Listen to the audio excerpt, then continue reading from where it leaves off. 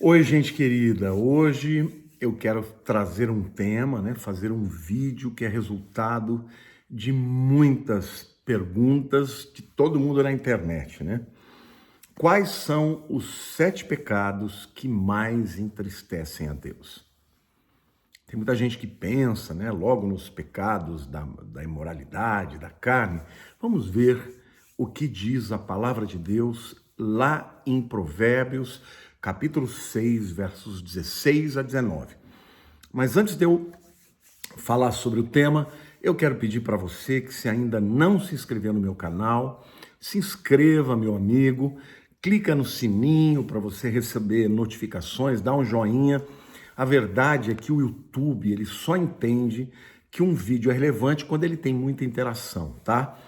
Então, se você gostou dessa mensagem, ajude-a a ir mais para longe, fazendo tudo que tem direito, né? Se inscrevendo no canal, clicando no sininho, curtindo, comentando. É muito bacana você puder fazer isso, vai me ajudar a levar a palavra de Deus para o mundo todo. Diz assim, Provérbios capítulo 6, de 16 a 19. 6 coisas o Senhor aborrece, e a sétima a sua alma abomina. Quer dizer, ele vai falar de 7 coisas que ele não gosta, mas parece que a última delas é a pior, tá? Alguns outros intérpretes dizem que não, que isso é só uma forma poética de dar uma, vamos dizer assim, uma ênfase maior, mas que todas as 7 são abomináveis. A primeira coisa que ele diz é soberba. Ele usa olhos altivos, pessoas que olham para os outros como se estivessem abaixo delas, inferiores a elas. E a soberba, gente, ela é abominável, porque é o pecado de Lúcifer. Lúcifer, chegou uma hora, ele olhou para si e achou que ele podia ser maior do que Deus. Ele falou, vou levar o meu trono acima do Altíssimo. Então, a soberba é o pecado original. É o pecado de Lúcifer. Todo o resto que veio, essa destruição, veio por conta da soberba. Então, cuidado, porque a Bíblia tem muitos textos que falam que a soberba precede a ruína, que Deus resiste ao soberbo, mas dá graça ao humilde. Não seja uma pessoa que olha para os outros como se fossem inferiores. Pode ser que você esteja numa condição melhor, pode ser que você tenha tido mais acesso ao conhecimento, que saiba mais do que muita gente, mas isso não faz de você uma pessoa melhor. E tampouco isso não faz de você uma pessoa dona da verdade, porque às vezes a verdade está numa pessoa simples.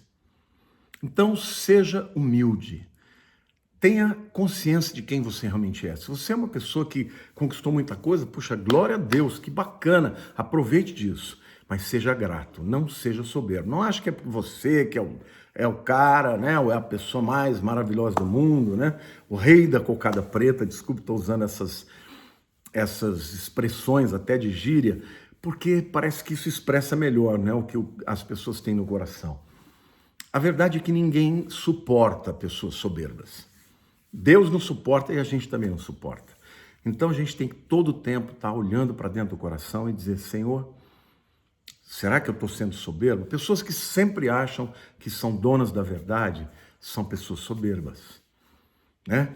Eu sempre digo, a palavra de Deus tem que estar acima do que eu penso. Na minha vida, eu já mudei de opinião muitas vezes de coisas que eu acreditava e defendia com todo o meu coração. Mesmo na questão escatológica, eu estudo há tanto tempo, né? Eu tenho as minhas convicções, mas eu tenho que ser honesto e humilde para saber que existem pessoas muito boas, pessoas que conhecem muita palavra, que creem de maneira diferente da minha. Então eu sempre digo, Senhor, eu quero estar preparado para tudo. Eu creio no arrebatamento antes da tribulação, mas se porventura eu estiver errado, eu quero estar preparado para viver a grande tribulação de maneira que glorifique a Deus. Volto a dizer, eu não estou aqui tirando a convicção, eu continuo crendo por tudo que eu estudei pela palavra de Deus, que essa é a verdade. Porém, eu não trato quem pensa diferente de mim como se fossem pessoas inferiores.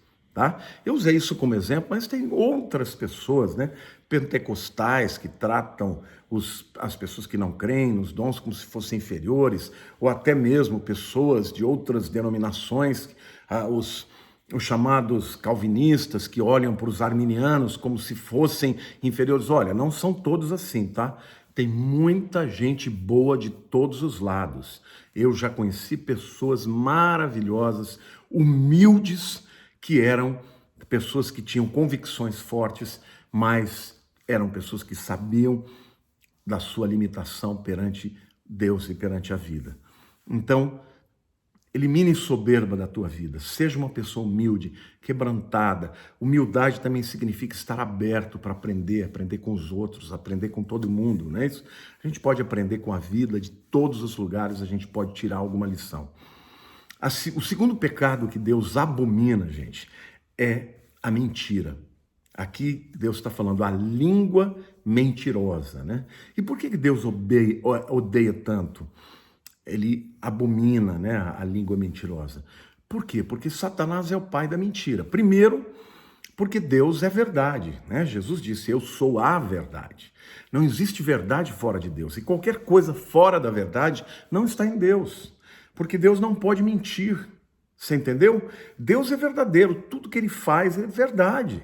Então, a mentira é uma afronta a Deus e também leva o homem para longe de Deus. Satanás é o pai da mentira. Então, pessoas que vivem na mentira, seja mentira falada, mas seja mentira vivida, desagradam demais a Deus. Então, procure tirar isso da sua vida. Ah, pastor, mas às vezes a mentira vai ferir. Olha, se você não puder contar a verdade, não fale a mentira, guarde para você. Mas não profira a mentira, não viva em cima da mentira. O terceiro pecado que a Bíblia fala é a violência. Mãos que derramam sangue inocente. Gente, nós estamos vivendo num mundo de muita violência. A gente percebe que existem violências de todo tipo, né? Nós temos violência de tiros, de pessoas que assaltam e matam a sangue frio, de pais que matam filhos, de filhos que matam pais, irmãos que matam irmãos, pessoas que se amam quando terminam relacionamento, um mata o outro, né? O feminicídio. Gente, isso é terrível.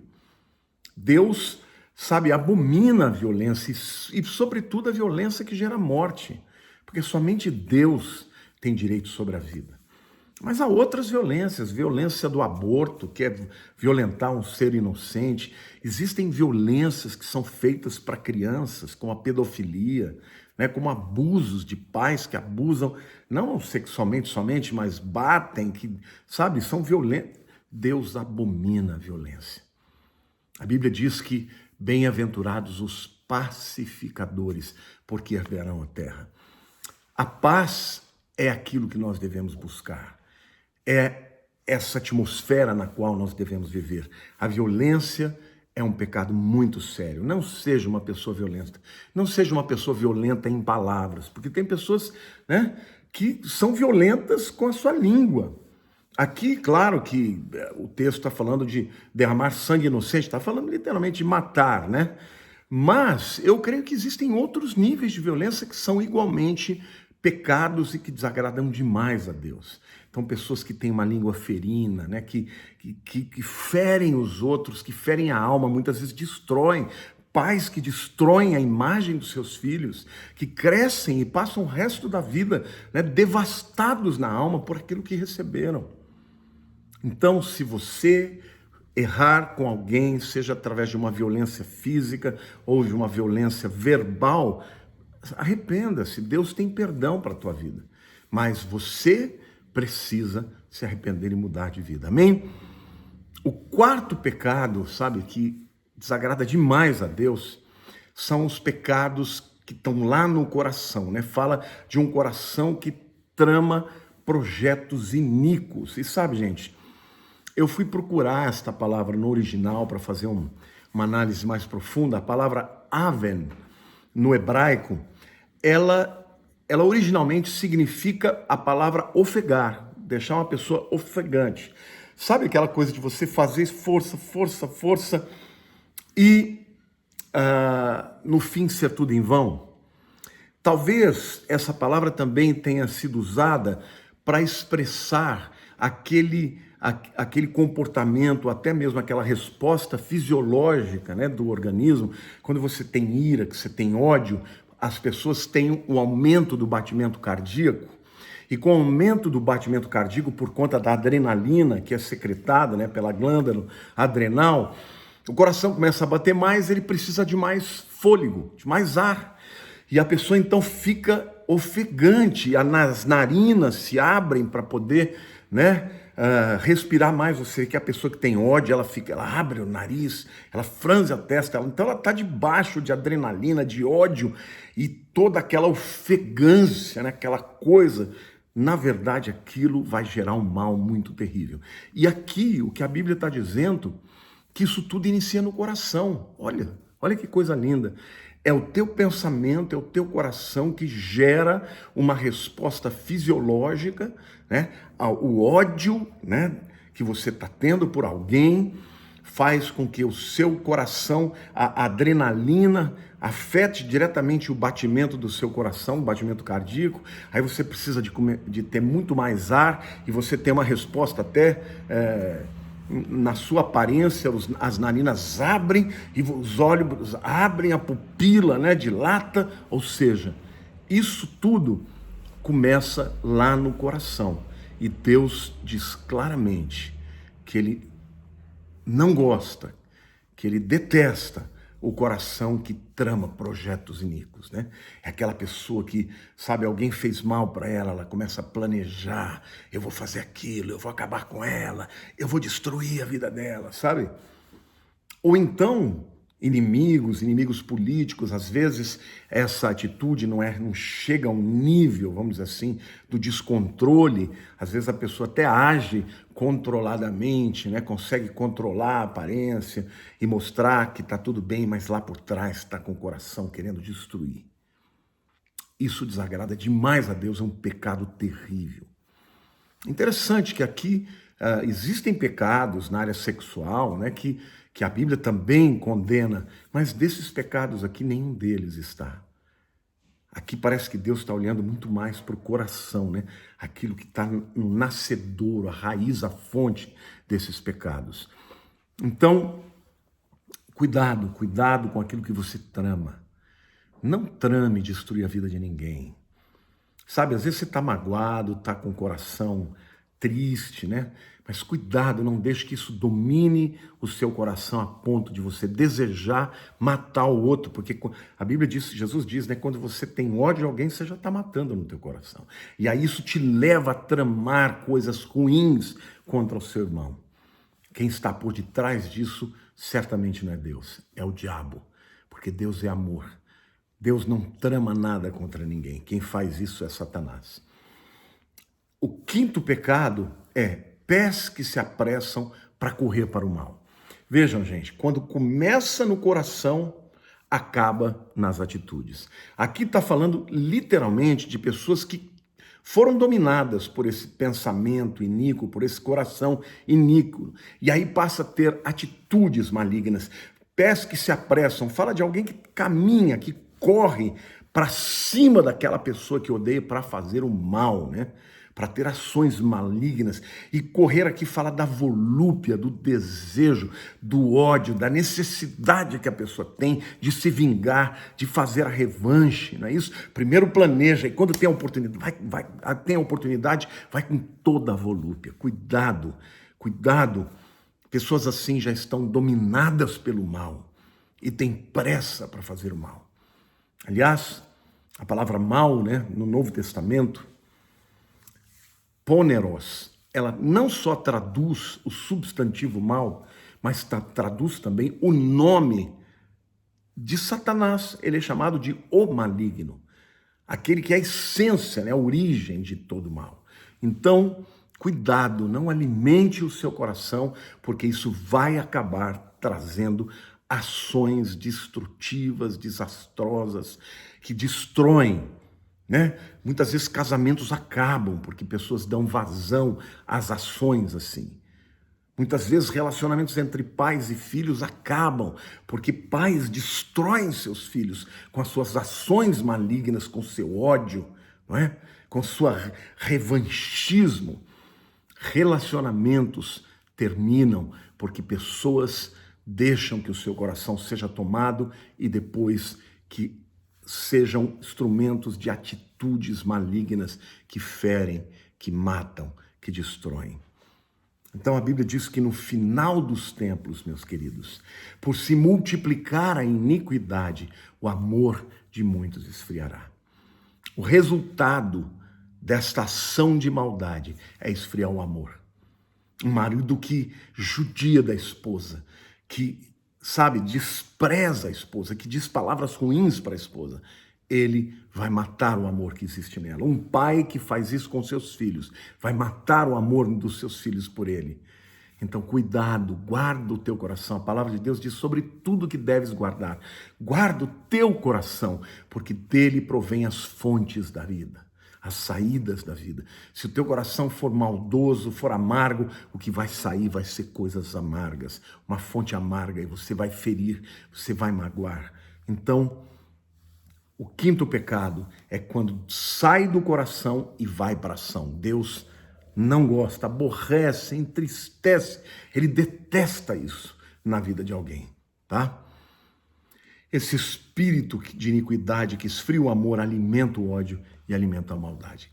O sexto pecado que esse texto de Provérbios fala que aborrece a Deus é a testemunha falsa que profere mentiras. Existem pessoas que mentem para se preservar. Isso já é muito ruim. Lá na frente ele fala, de língua que profere mentira. Deus já aborrece muito. Mas pior do que isso é quando a sua mentira é para prejudicar um inocente. Entendeu? Profere mentiras, uma testemunha falsa que vem e testemunha uma mentira como se fosse verdade. Para quem? Para ferir, para lançar um inocente, muitas vezes na cadeia, numa punição, em algo que ele não merece, e essa pessoa faz com prazer. Não importa com o fato de que aquilo é mentira. Ela quer prejudicar. Outros fazem por dinheiro, A Bíblia diz que foi por inveja que os fariseus mataram a Jesus, mas eles tiveram que comprar testemunhas falsas, entendeu? Por quê? Porque eles não tinham nada para encontrar em Jesus. Jesus era puro, perfeito, nunca tinha cometido nenhum pecado, e eles compraram a testemunha falsa, e a testemunha falsa foi lá e fez isso. Então, isso é terrível, gente. Quando inocentes são acusados, e muitas vezes você lança uma mentira, essa mentira, alguém já usou, a seguinte figura: é como você jogar em cima de um prédio, você estourar um travesseiro de penas. Nunca mais você vai conseguir trazer de volta todas aquelas penas. Ou seja, aquela testemunha que fala uma mentira e que, mesmo que a verdade seja provada, vai ficar no coração de muita gente aquela dúvida. É interessante isso, gente? Porque há uma pesquisa que mostra que algo que se diz mal a respeito de alguém viaja 7 vezes mais rápido do que uma verdade ou um elogio.